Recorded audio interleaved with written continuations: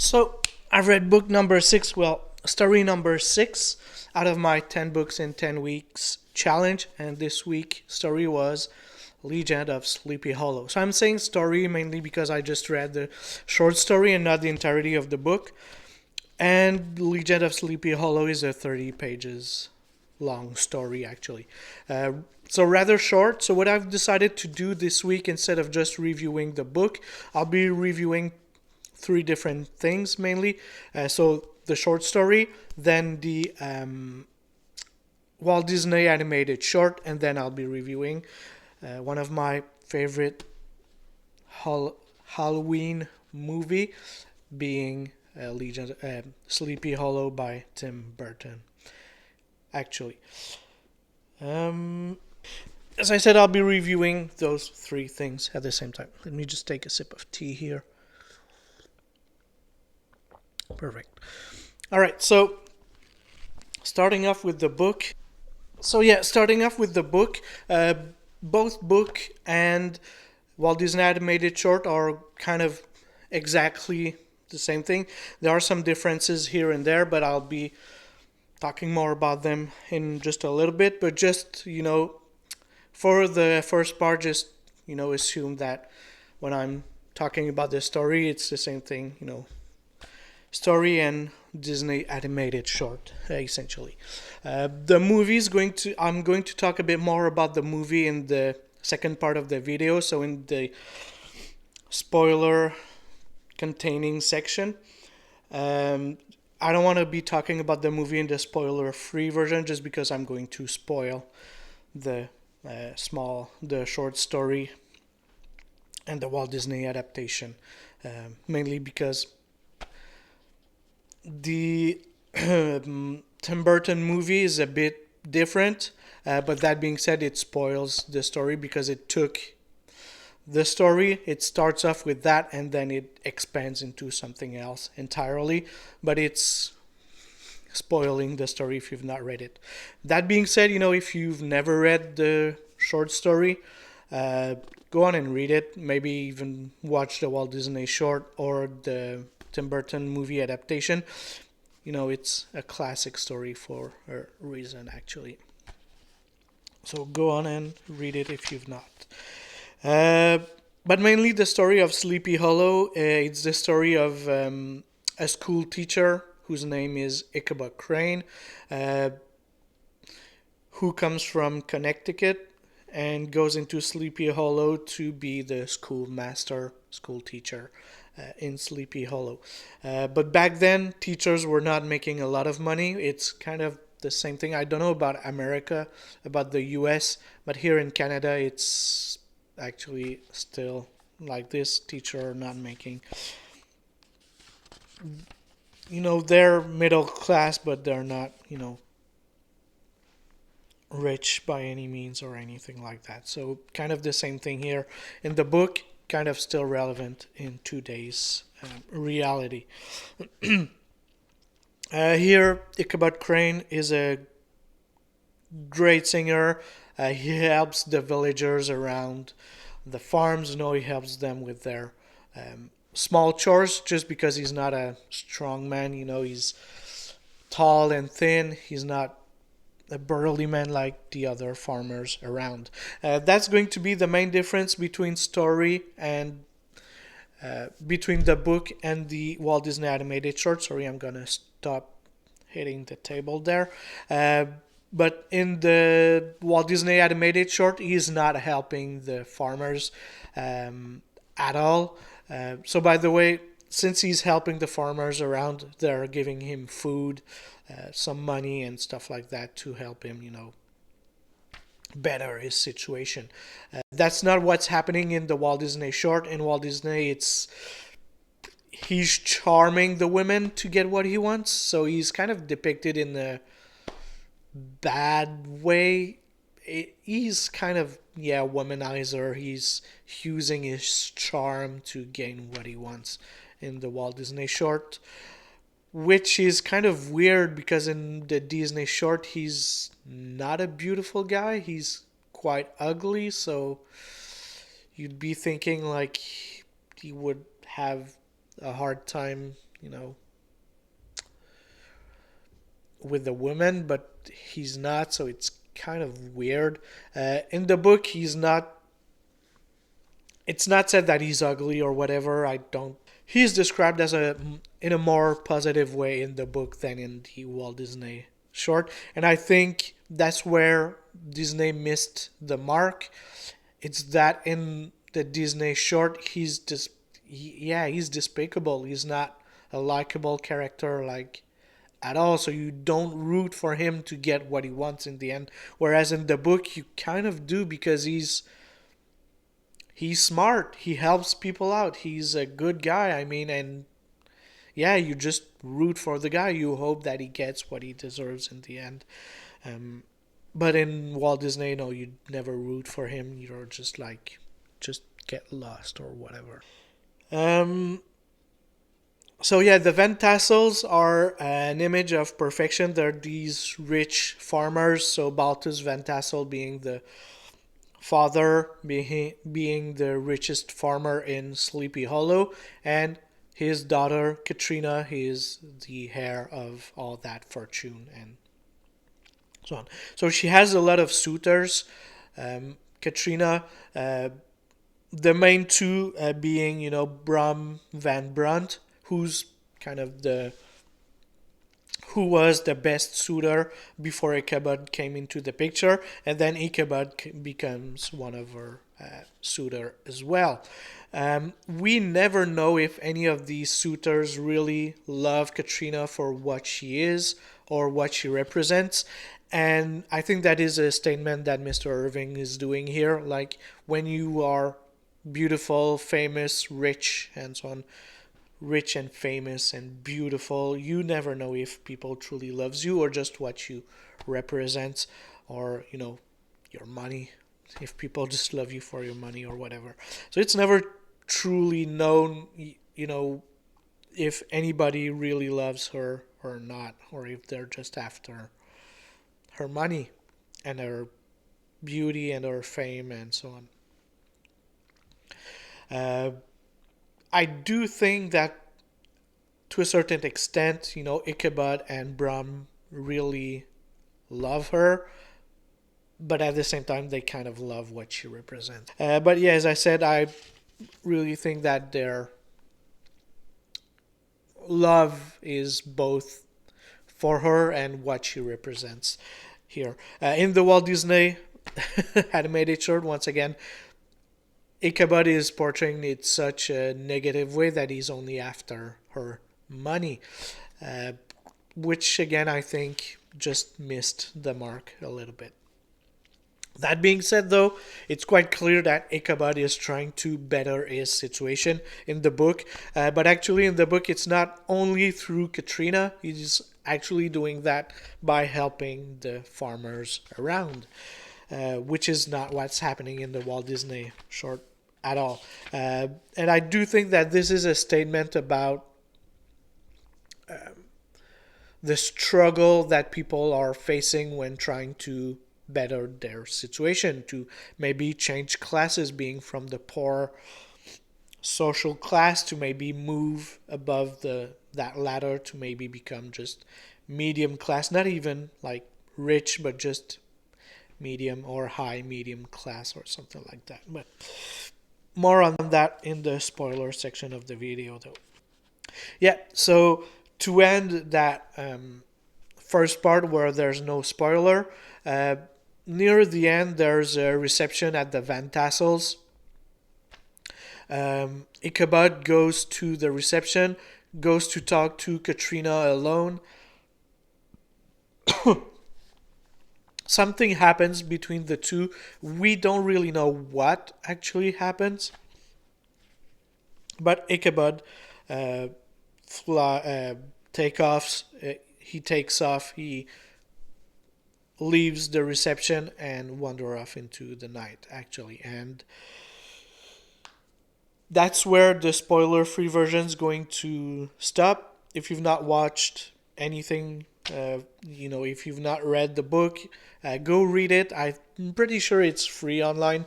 I'm pretty sure it's not free of any royalties. So go read the book. 30 pages, so it's like 2 hours to read that or something. Yeah, it took me 2 hours because I was taking notes at the same time, so it's a rather short read. Go on and read it. Go read it. Go watch the Walt Disney short. It's on Disney Plus. I just search Ichabod and find the animated short very quickly. And if you've not watched a Tim Burton movie, go do that because I'll be spoiling some stuff out. So back to the story. So Ichabod takes off, flies into the night. He's pursued by the Headless Horseman, or maybe Brum disguised as the Headless Horseman.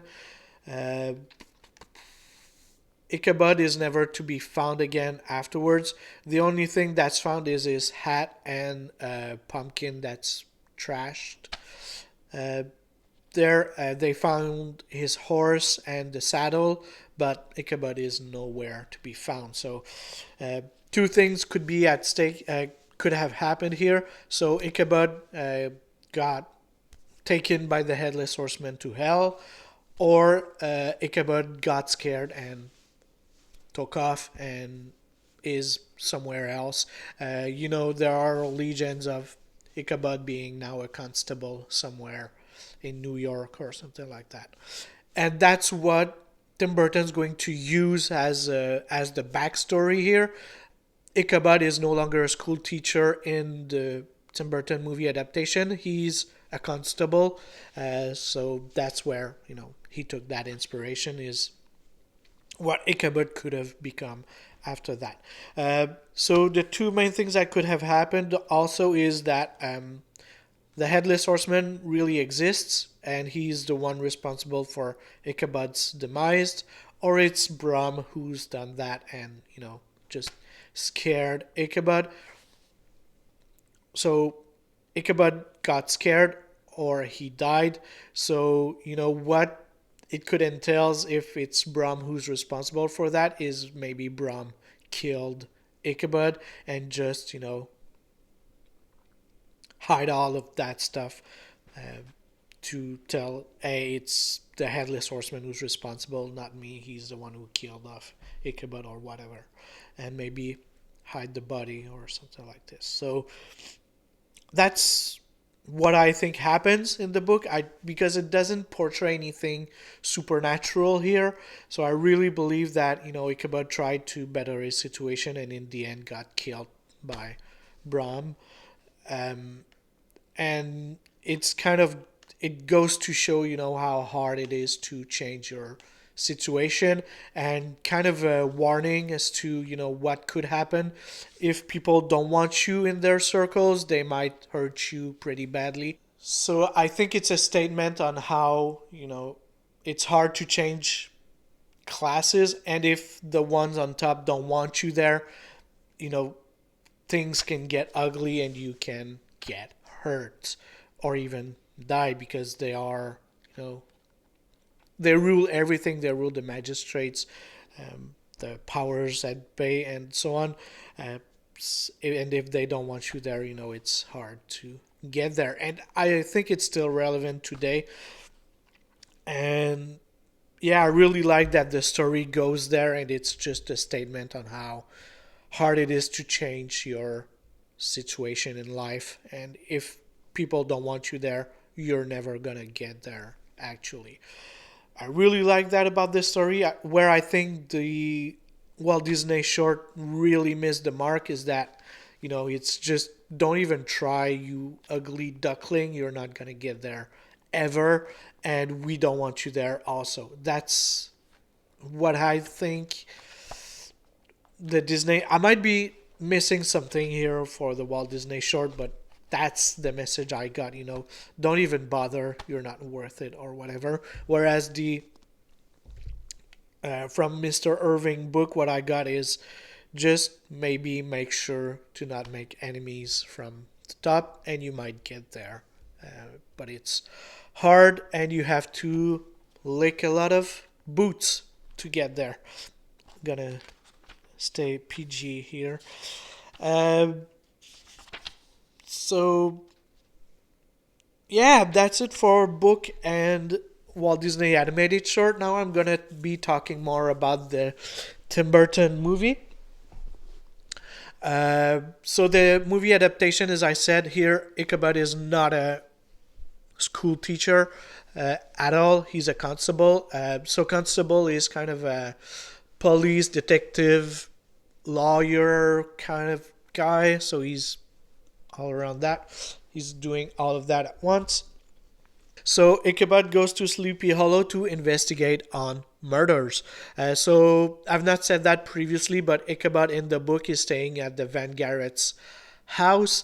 In the Tim Burton movie, the Van Garretts are the first to die, actually. So 3 murders have happened right at the start of the movie, and Ichabod is going to Sleepy Hollow to investigate on these murders to find who is the murderer. So main difference between book and movie adaptation.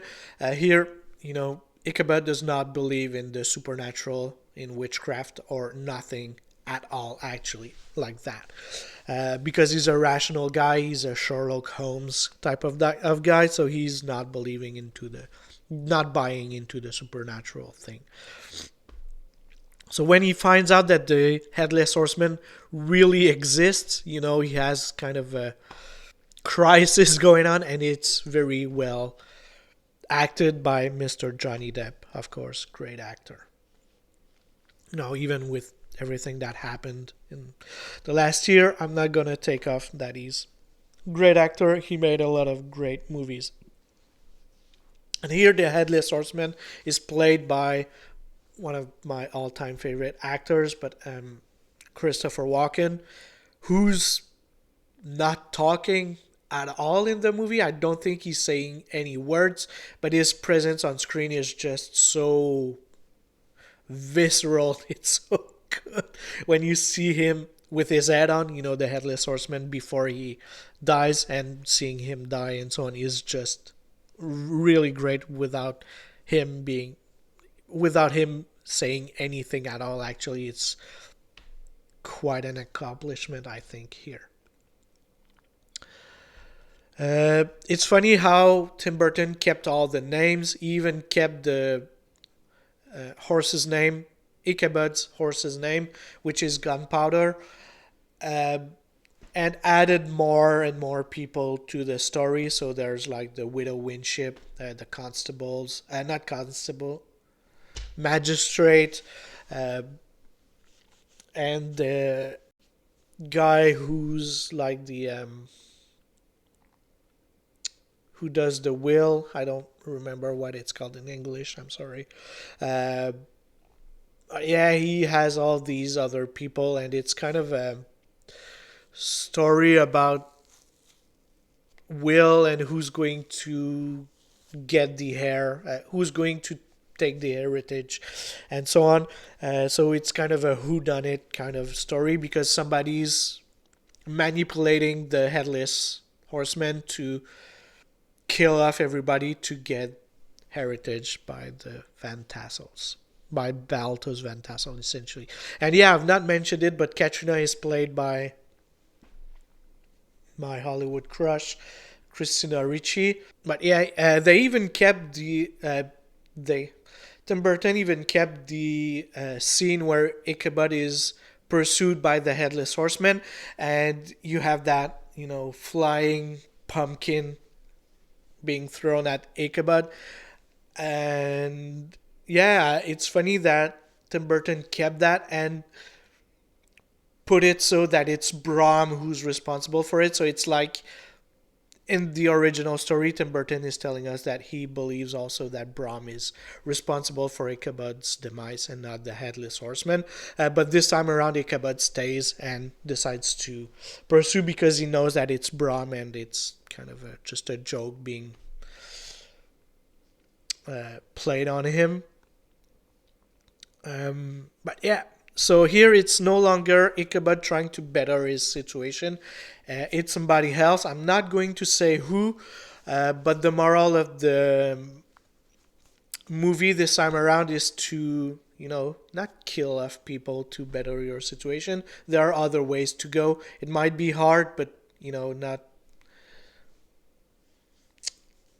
not only killing off people, but doing illegal stuff. Just try and do it, the right way or something like that. So I really enjoyed that. Tim Burton understood the moral of the original story, kept it, but changed the story. I think Walt Disney should have do something like this to make a better short story instead of keeping scene to scene exactly what's happening in the book and not and changing just little stuff here and there to make it a bit worse in my mind. Even though the Walt Disney short is still a great story, go watch it, it's really good, but I think in my mind it just changed little things that made the story a little worse because they didn't fully understood what's the moral of the story is. So that's it for story wise and everything. I'm just going to say some scenes highlights from the movie here. So scenes that I really enjoyed that make the movie a better experience in my mind. If you've watched it, you agree with me, let me know. If you don't, let me know also in the comments. But at the start of the movie, when the fog comes into the town and extinguishes the torches, that's one of my favorite scenes here. It sets the tone as to what's gonna happen. That it's supernatural right off the gate. The Headless Horseman really exists because the fog's doing something that it shouldn't. So you're on for a supernatural ride right off the bat. Then I'm not gonna say whose death it is, but there's in the cemetery, Ichabod's talking with somebody else. Then its head got sliced off by the Headless Horseman, and that's where Ichabod learns that a Headless Horseman truly exists, by the way. So the head spins on the body of the guy, falls to the ground, where Ichabod is he fell on the ground, and the head goes between his legs, and then the horseman comes back to take the head, which is a really funny scene. Very well done. You feel the fear of that Ichabod is feeling, so it's a very great scene. The movie is not really a scary movie, though there is one really, not really, but one scary scene in here, and that's the witch in the woods scene. I'm not gonna say scary, I think it's more spooky. A good way to describe that movie is just spooky, Halloween vibes. But the entirety of the witch in the woods scene is one of my favorite scenes. It's actually my favorite, to be honest. It's really good. It sets the tone to what's gonna happen afterwards, actually. Then two last scenes here. The church scene where we have the Baltus Van Tassel is inside the church. He's losing it. He's like, "There's a conspiracy at bay, and I plan to make it clear as to who's behind it all," and so on. And you have the Headless Horseman, running around the churches to try and kill somebody. That's a very great scene by where that actor just shines. Being Michael Gambon, who's playing Baltus Van Tassel. Michael Gambon being, Dumbledore in the Harry Potter movies. The later, the Dumbledore from movie 3, because Richard Dreyfuss died after movie 2. But yeah, it's the Dumbledore from later movies. So the church scene, very cool scene. And lastly, just because it's an homage to Frankenstein, the whole windmill scene is very good, and he made an homage in a clever way, I think, here with the windmill scene. That's it for a review of everything. As to my ranking, definite thumbs up. Go read it. Of course, it's a classic for a reason. It's a short story. You can read it in like an hour or so. So go read that. It's actually very good. In one sitting, you can read that. What I want to do, though, is I want to rank these three things. So the book, the Walt Disney animated short, and Tim Burton's movie, in order of which I preferred best. So number three is going to be my least favorite of the three. It's the Walt Disney adaptation, Walt Disney short, mainly because I think it's just missed the point of the book a little bit in those two statements that Mr. Irving did. But it's still good, go watch it. But out of the three, it's my least favorite. It might surprise some, but at number two, I put the book, so the short story. Mainly because what Tim Burton has done with the story is just so good. I mean, it's one of these rare examples of the quote unquote remake, but being better than the original material. It's one of those few examples. There's not a lot of examples like that where the adaptation is better than the original material, but here, Tim Burton actually understood the story, made it so much better by adding so much to it. The conspiracy, the headless horseman being real,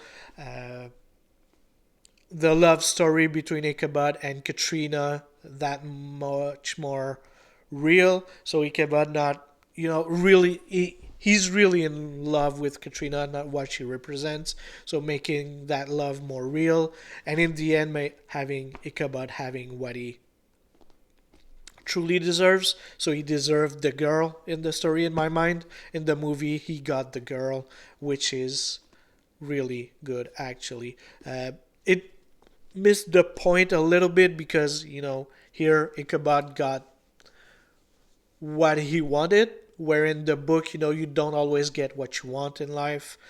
But still, I think in my mind it's a better ending to the story than the book, actually.